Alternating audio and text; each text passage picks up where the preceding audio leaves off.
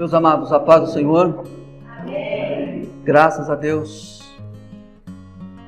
por esta oportunidade. Uma excelente noite para todos nós. Abra sua Bíblia no livro de Êxodo. Êxodo capítulo 17, a partir do verso 8, alguns versículos. Eu diria que essa reflexão que eu vou trazer hoje é uma segunda parte da ministração que foi na sexta-feira, lá na sede. Seria uma continuação. Então veio Amaleque e pelejou contra Israel em Refidim. Pelo que disse Moisés a Josué: escolhe-nos homens e sai e peleja contra Amaleque. Amanhã eu estarei sobre o cume do outeiro, tendo na mão a vara de Deus. Fez, pois, Josué como Moisés lhe dissera, e pelejou contra Amaleque. E Moisés, Arão e Hur subiram ao cume do outeiro. E acontecia que quando Moisés levantava a mão, prevalecia Israel. Mas quando ele abaixava a mão, prevalecia Amaleque. As mãos de Moisés, porém, ficaram cansadas. Por isso tomaram uma pedra e puseram debaixo dele. E ele sustentou-se nela. Arão e Hur sustentavam-lhe as mãos, um de um lado e o outro do outro. Assim ficaram as suas mãos firmes até o pôr do sol. Assim Josué prostrou a Amaleque e a seu povo ao fio da espada. Dentro desse texto eu trouxe algumas experiências ou algumas lições que podemos aplicar na nossa vida. Foram 3 ou 4 lições dentro desse texto. Então, hoje, como eu disse, eu vou trazer como uma segunda parte. Então, seriam outras lições. A partir desta leitura que nós fizemos, a gente pode entender que Israel estava em guerra. E neste caso, ou nesta palavra, e neste texto aqui, contra o povo de Amaleque. Amaleque ou os amalequitas. Olhando para este povo, eu observei o seguinte: não era somente este povo. Israel estava em constante guerra com os filisteus, com os midianitas, entre outros povos. E Amaleque ou os amalequitas não foi esse o primeiro e único combate. Tiveram outras oportunidades e sempre os amalequitas se colocando como inimigos de Israel. E eu queria chamar a tua atenção para o seguinte: segundo as pesquisas, os amalequitas eram descendentes de Esaú. Como nós podemos também observar os edomitas, que eram descendentes de Esaú também. Lá no livro de Obadias há uma profecia contra Edom. E Edom, sendo da linhagem de Esaú, ainda assim se colocava como inimigo de Israel. Não sendo de maneira diferente os amalequitas também, inimigos de Israel. Entre outros povos, nós temos outras histórias, falam dos midianitas, dos filisteus, povos que estavam em constante batalha contra o povo de Israel. Mas eu quero chamar a sua atenção para essa questão de que, mesmo sendo, vamos dizer assim, mesmo estando próximo a Israel, sendo parente de Israel, eles se colocavam como inimigos. Por que eu quero chamar a sua atenção para isso? Porque muitas vezes a gente acredita que aqueles que se colocam contra nós são pessoas distantes. E na verdade o que nós enxergamos aqui é que Israel estava guerreando contra parentes.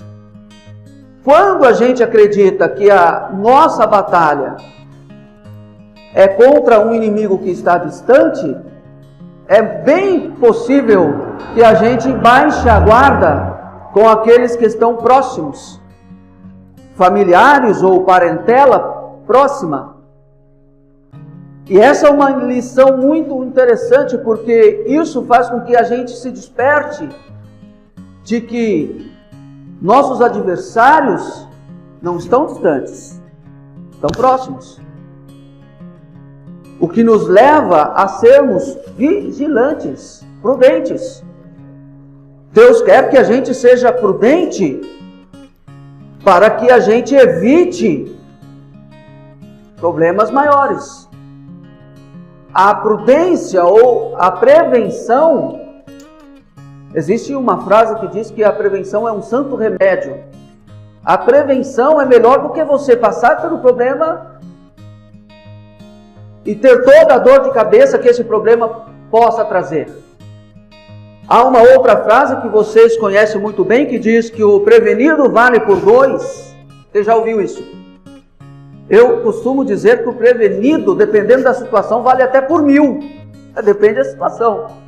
E eu já tive até algumas experiências onde, se eu não fosse prevenido, eu teria um bom prejuízo financeiro, inclusive. Mas eu fui, não só uma vez, mas 2 vezes. Eu estava prevenido. Claro que, em alguma situação, em toda a minha vida, eu já devo ter agido sem prevenção e tive que passar pela situação. Mas o melhor é quando a gente se previne, ou seja, quando nós nos posicionamos prudentemente. Quando a gente se posiciona de maneira prudente. Então, olhando para esse texto, para essa história, vendo que Israel está guerreando com um povo que, olhando assim de forma bem direta, eram parentes. Distantes, mas parentes. Digamos assim, nós hoje, em intriga, por conta de uma divisão de terra ou de bens, sejam quais forem esses bens, com os nossos primos de 2º, 3º grau. Mas você não é filho do tio do... E a gente vai colocando os nomes. Sim, eu sou, mas isso aí é meu. E aí fica aquela discussão, aquela briga, e ninguém quer abrir mão de um lado do outro, principalmente quando se trata de poder aquisitivo. Então perceba que nem sempre os nossos inimigos estão distantes. E pior se estiver mais próximo. Eu falei de primo de 2º, 3º grau, mas pode ser, né? Vai se aproximando, veio o de 1º grau, daqui a pouco não é o primo, é o sobrinho. Daqui a pouco não é o sobrinho, é o irmão. Ora, Esaú e Jacó, eu não disse que eles, segundo a história, os edomitas, o Edom era um povo descendente de Esaú. E os amalequitas também. E Esaú e Jacó eram irmãos. A primeira lição, então, como eu disse, é nós nos atentarmos que nem sempre os nossos inimigos estão distantes. Se vocês tiverem a oportunidade de algum dia ler o livro chamado A Arte da Guerra, esse livro fala muito de estratégia. Qual é a melhor estratégia do nosso inimigo? É fazer com que a gente pense que ele está longe, quando ele está perto. Ou ao contrário, quando ele está perto, ele fazer que você pense que ele está longe. E aí vai. Entre outras estratégias. Nós, olhando para a palavra, eu me lembrei de Senaqueribe também. Senaqueribe mandou cartas para Senaqueribe, aquela carta que a gente costuma até fazer campanhas, carta de afronta. Qual era a intenção dele quando ele mandava notícias para o rei? Você está pensando que o seu Deus vai livrar vocês das minhas mãos? Você não ouviu falar das nações aí que eu alcancei, que eu destruí? Não teve Deus nenhum? Essas cartas ou essas mensagens enviadas, qual era a finalidade? Amedrontar. Amedrontar a fim de ganhar terreno. Porque quando você amedronta o seu oponente, enfraquece seu oponente e você com maior facilidade vence. Então são estratégias. O livro A Arte da Guerra é muito bom. Então a gente aprende essa primeira lição. A segunda lição que eu gostaria de mencionar é sobre Josué. Josué foi comissionado por Moisés, como nós lemos. Pelo que disse Moisés a Josué: escolhe os homens e sai e peleja contra Amaleque. Josué, que é o mesmo que esteve lá entre os espias e lá no futuro ia tomar o lugar de Moisés. Quando Moisés morre, Josué é o seu sucessor. É esse mesmo Josué que agora está no campo de batalha. E se vocês lerem o texto, ou nós lemos o texto dizendo que enquanto Josué foi para a guerra, foi para o campo de batalha, Moisés, Arão e Hur sobem ao monte ou ao outeiro. E junto com eles, Moisés leva o seu cajado, ou como o texto fala aqui, usa a vara de Deus. O cajado, a vara de Deus, o bastão. Moisés leva isso ao monte junto com Arão e Hur. Qual era a intenção deles estarem lá em cima? Intercedendo. Josué, que estava no campo de batalha, muitas vezes eu e você estando no campo de batalha, podemos pensar assim: o pastor está orando por mim, então eu não vou me esforçar muito aqui. Não. Se você está no campo de batalha, comissionado ou de forma delegada, Moisés delegou isso a Josué. E Josué, com os homens que ele escolhera, foram para a batalha. Apesar de que, como o texto diz, enquanto Moisés estava com as mãos erguidas, Josué e o exército, ou seja, Israel, prevalecia. Porém, quando Moisés baixava suas mãos por causa do cansaço, Amaleque prevalecia, ou seja, Israel se tornava perdedor.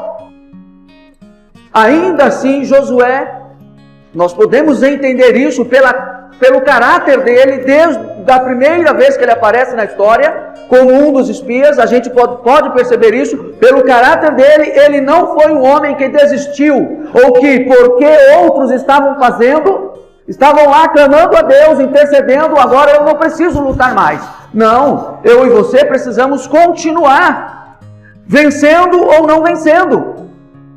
Ou será que enquanto Josué estava vencendo, porque Moisés estava com as suas mãos erguidas, ele continuava, ele estava com toda a garra, com toda a força. Quando Moisés cansava, ele abaixava as mãos e Josué começava a perder, o exército de Israel começava a perder, ele também esmurecia e encostava e ficava esperando ver o que acontecia? Não, mesmo perdendo, ele continuava lá na batalha. Até porque, meu amado, muitas vezes a gente não vence mesmo. Há batalhas que a gente perde.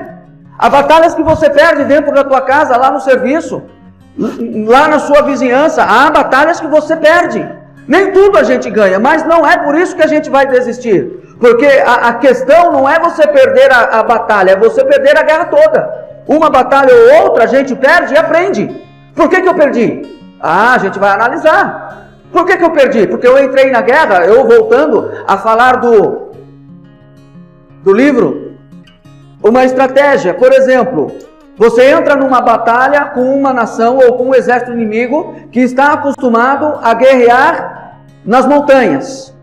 Você está acostumado a guerrear no vale.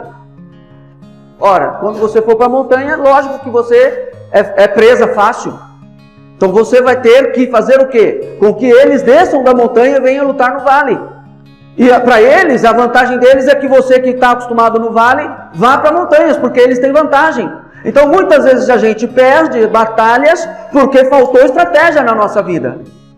Faltou você se posicionar melhor na sua fala. Aí você observa você dentro de uma peleja, você falou demais. Ou falou o que não devia. Ou falou até o que devia, mas na hora errada. Você vai analisar qual foi a razão que você perdeu essa batalha. Então, com essa batalha, e assim como diz um ditado, que o fracasso só é fracasso quando ele não nos ensina nada. Quando o fracasso ensina alguma coisa para você, então não foi fracasso. Foi uma lição que você aprendeu. Na próxima você vai estar mais esperto. Como eu falei antes sobre a questão da prevenção. Se nessas duas ocasiões que eu disse que, graças a Deus, eu estava prevenido, se eu não tivesse, não ia acontecer a segunda vez. Porque da próxima, se acontecer a segunda, é como diz o ditado, né? Se você erra uma vez, é humano. Mas continuar no erro é outra coisa, você sabe o que é. Então, a gente erra a primeira. E uma outra frase, o pastor Mauro, vez ou outra, fala sobre isso também. Que o inteligente aprende com seus erros. Agora, o sábio aprende com os erros dos outros. Agora, pior do que o inteligente que aprende com os seus próprios erros é ele não aprender. Ele erra, e erra de novo, e erra de novo. Então, o fracasso ou não vencer uma batalha não significa que tudo acabou. Significa que você precisa melhorar a sua estratégia, precisa orar um pouco mais, precisa ler um pouco mais, precisa analisar isso, seja num contexto familiar, seja num contexto religioso, o seu ministério, aquilo que você exerce dentro da igreja, em qualquer contexto, seja profissional. Por que eu errei aqui? Por que aconteceu isso? Por que eu fui pego desprevenido? Onde foi que eu errei? Onde foi que eu falhei? Porque a nossa guerra, evidentemente, que não é só espiritual. Existem batalhas, a gente está vivendo aí uma batalha na saúde, uma crise na saúde mundial, uma crise financeira, que a gente poderia dizer também mundial, uma crise que acontece do outro lado e abala a gente aqui. Mas quem vai ser maior abalado? No início dessa pandemia, alguém disse algo muito bonito, interessante, que todos nós estamos atravessando o mesmo mar, ou seja, o mesmo problema. Porém, alguns estão num transatlântico, o mar bravio, mas ele está no transatlântico, ele está sossegado. Outros estão numa lancha, dá para passar. Outros estão num barquinho, vai sofrer, vai ter que ficar com um baldinho tirando a água de dentro. Não é assim? Outros, pior ainda, estão numa jangada. Aí é lógico. Mas aí quem é o responsável? É Deus? É Satanás? Porque a gente tem essa mania. Existe uma mensagem, aliás, eu penso que são 3 mensagens. Não culpe a Deus, não culpe o diabo e não culpe os outros. Foram 3 semanas diferentes do pastor Luciano Subirá. Porque a gente tem essa mania mesmo, esse costume, essa tendência. A gente nunca olha para nós dizendo assim, foi eu que errei, eu que não me preveni. O mar bravio é o mesmo para todos, a tempestade, digamos assim. Agora, é como eu disse, alguém citou isso, eu achei interessante. Esse mar bravio, essa tempestade todos, alguns estão passando tranquilamente, porque eles estão dentro de um transatlântico. Outros vão sofrer mais porque estão menores, outros estão até a nado, por assim dizer. Aí a gente tem que olhar para essa situação e falar assim, mas isso nunca mais vai acontecer. Irmãos, a gente tem que ser sensato. A nossa vida, ela é cíclica. Essa crise pode passar, Deus queira que nunca mais aconteça dessa maneira, mas vem outras crises. Deus queira que não aconteça nessa proporção, mas crises acontecem a vida inteira. Ora, quando eu tinha meus 10 ou menos, até 7, 8 anos, quando eu consigo me lembrar de alguma coisa, eu me lembro da mesma conversa que a gente ouve nesses nossos dias. Desemprego. Isso eu estou falando lá dos anos 70. Mas já faz 40 anos, 50 anos. Mas sempre houve crise, sempre houve. Nesse sentido de crise financeira, crise na saúde, crise familiar, em todos os sentidos. Então, quando nós não nos prevenimos, quando nós não nos colocamos como pessoas prudentes, sofremos mais. Mas o bom é que quando você, voltando a dizer, você sofre alguma coisa assim do tipo, você aprenda, porque aí você se fortalece. A ideia é você se fortalecer, a ideia é que a gente seja sábio. Aprenda com os erros dos outros. Eu vi aquele lá errando, eu já sei que eu não vou por esse caminho. Então a gente aprende e é sábio. Agora, sendo pelo menos inteligente, errando, mas aprendendo, amém, é bom isso. E aí a gente vai passando isso para os nossos filhos, para as gerações futuras. Josué não descansou, mesmo no momento em que Moisés se cansava. Mais uma lição. Moisés subiu ao monte com Hur e Arão. E ele carregava em suas mãos o cajado, ou a vara, ou o bastão. E a gente pode imaginar que ele levantava e sustentava esse cajado, e enquanto ele estava com esse cajado levantado, Israel prevalecia, como nós já lemos. Agora, onde que estava o segredo? O poder era no cajado? Esse cajado foi o mesmo que ele estendeu e abriu o mar. Então esse cajado é ungido, vou pegar ele para mim. Onde que estava o segredo? Vamos lá, eu vou falar em poucos minutos. Querido, o cajado era uma ferramenta. O livramento quem dava é Deus, quem dava era o Senhor, mas o cajado era uma ferramenta. Assim como Davi, que usou a funda e venceu Golias. Quem que venceu Golias? Foi a funda e a pedrinha? Era uma ferramenta. Imagina você como Golias, olhando para Davi com uma funda e girando. Você dá risada, dada a proporção do tamanho dele. Isso aí é brinquedo. Não menospreze aquilo que Deus colocou em suas mãos. A ferramenta que você tem foi Deus que te deu, então use-a. Use-a com autoridade. Use debaixo da autoridade. Dizendo melhor, use a ferramenta que Deus colocou nas suas mãos. O que é que você faz? Qual é a sua ferramenta? Eu toco, então um instrumento, a minha instrumentalidade nas mãos do Senhor é tocar. A minha instrumentalidade nas mãos do Senhor é cantar.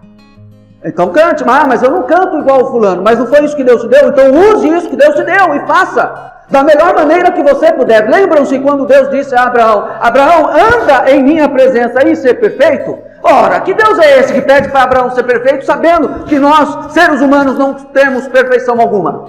Eu olho para esse texto e penso o seguinte: o nosso melhor para Deus é o perfeito. Há muitos fazendo com muita perfeição no sentido natural, profissionalmente até falando. Entram e saem em qualquer lugar, em qualquer cidade, em qualquer nação, em qualquer país. Mas não são instrumentos de Deus. Ou não usam como instrumento para Deus. Então não é essa a questão do que é ou deixa de ser. Era apenas uma vara, um bastão ou um cajado, que usava-se também até para as ovelhas, para pastorear madeira. Mas e se fosse banhada a ouro? Ia ser melhor? Não, a questão não era isso. Não era o material. Era a autoridade que Deus dava e Moisés sabia usar aquela autoridade delegada a ele. Essa é a última lição que eu trago dentro desse texto. Qual a ferramenta que Deus tem te dado? Eu sei ensinar, pastor. Ensinar as crianças ou os adolescentes ou os adultos. Não, eu lido mais com casais, então ensine os casais. Eu sei lidar mais com as crianças. Se me colocar para cuidar dos casais, eu não vou saber nada. Eu sei lidar com os adultos. Se me colocar para lidar com as crianças, vai ter confusão lá. O que foi que Deus colocou nas tuas mãos e confiou a você? Que Deus abençoe. Essa é a palavra que o Senhor colocou no meu coração. Amém e amém.